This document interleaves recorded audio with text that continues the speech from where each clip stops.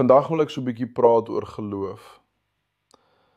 Die laaste maand was en is 'n challenge om dit ligtelik te stel. Die vyand gooi alles wat hy kan om te keer dat ek doen wat ek doen. Maar hy gaan nie wen nie. God is in beheer.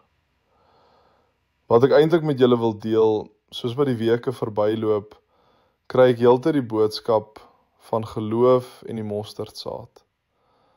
So ek het so 'n bietjie gaan krap. Ek wou weet wat Jesus regtig bedoel het. Ek het altyd aangeneem toe hy gesê het, en as ek dit nou in Engels kan sê, dit staan in Matteus 17, Faith as small as a tiny mustard seed has immense power to accomplish the seemingly impossible, like moving mountains or trees, because it's rooted in God's ability, not the size of the believer's faith. Ek het gedink, dit is mos nou nie baie geloof wat ek nodig het nie. Daai saadjie is klein.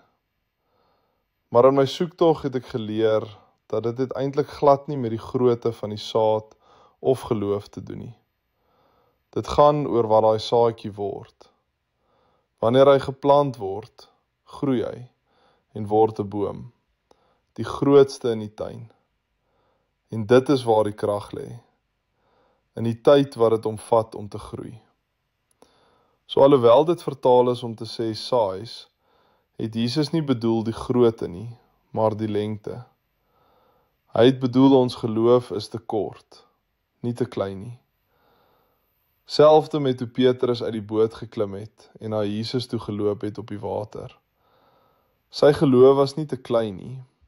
Ek meen, die man het op water geloop. Die probleem was dat dit te kort was. Dit het nie gehou tot hy by Jesus gekom het nie. En daarom het hy begin sink. So om af te sluit, hou jou geloof.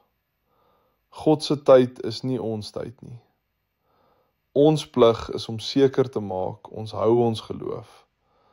Tot God besluit, jy het lank genoeg geglo.